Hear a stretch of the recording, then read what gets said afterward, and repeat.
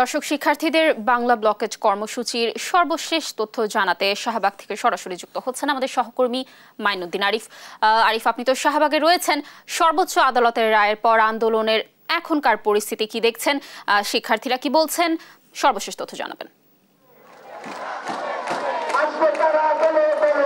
লাবণী, আমি এই মুহূর্তে আছি শাহবাগ মোড়ে। আপনি দেখতে পাচ্ছেন আমার পেছনে যে শিক্ষার্থীরা রয়েছে ঢাকা বিশ্ববিদ্যালয় সহ এই মুহূর্তে এখানে অবস্থান করছে ইডেন কলেজ, বদরুন্নেসা মহিলা কলেজ, এর পাশে আরও যে কলেজগুলো রয়েছে বিশেষ করে ফার্মগেট, বাংলা মোটর, বিজয় সরণি, এদিক দিয়ে মানে বিভিন্ন জায়গায় যে ছিটিয়ে ছিল যে আন্দোলনকারীরা, তারা আস্তে আস্তে এখানে মিছিল নিয়ে আসা শুরু করেছেন এবং তারা এখানে মিছিল নিয়ে মূলত সন্ধ্যা 7টায় তাদের যে সংবাদ সম্মেলনটি হওয়ার কথা ছিল সেটি হয়তো বা কিছুক্ষণের মধ্যে অনুষ্ঠিত হবে এবং তাদের রাজধানীর বিভিন্ন জায়গা সায়েন্স ল্যাব, বিজয় সরণি, মিরপুর, এদিক দিয়ে ফার্মগেট, কারণ বাজার, ইন্টারকন্টিনেন্টাল, জিরো পয়েন্ট, পুরান ঢাকা, অর্থাৎ রাজধানীর যেসব পয়েন্টে তাদের এই বাংলা যে ব্লকের যে কর্মসূচি ছিল সেখানে যারা ছিল সবাই এখানে ইতিমধ্যে উপস্থিত হওয়া শুরু করেছে এবং হওয়ার পরেই সবাই একত্রিত হয়ে সন্ধ্যা 7টায় তারা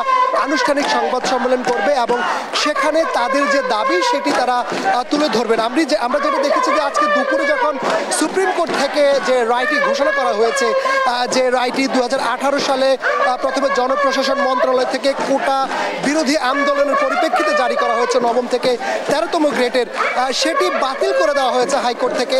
এরপরে সুপ্রিম কোর্ট থেকে সেটিকে আবারও পুনরায় 1 মাসের জন্য বহাল করা হয়েছে, কিন্তু আন্দোলনকারীরা বলছে তারা হাইকোর্টের সাথে কোনোভাবেই সম্পর্কিত নয়। তারা এই রায়কে রায়ের প্রতি তারা শ্রদ্ধা রাখছেন, তবে তাদের যে দাবি সেটি হচ্ছে তারা বলছেন যৌক্তিকভাবে যে কোটার যে বৈষম্য রয়েছে সেটি কমিয়ে আনতে হবে। অর্থাৎ তারা বলছেন যে প্রতিবন্ধী থেকে শুরু করে যারা নৃগোষ্ঠী রয়েছে তাদের জন্য 5% কোটা তারা দাবি জানিয়েছেন এবং তারা বলছেন হাইকোর্টের সাথে তারা কোনোভাবেই এই বিষয়টিকে জড়াতে চান না। তারা বলছেন যে নির্বাহী আদেশ আসবে এই যে তাদের যে আন্দোলন, সে আন্দোলন 1 দফার উপরে এবং সেটি সংসদ থেকে যখনই পাশ হবে তখনই তারা তাদের এই আন্দোলন থেকে তারা সরে যাবেন। এর আগে আন্দোলন থেকে তারা কোনোভাবে সরে যাবে না।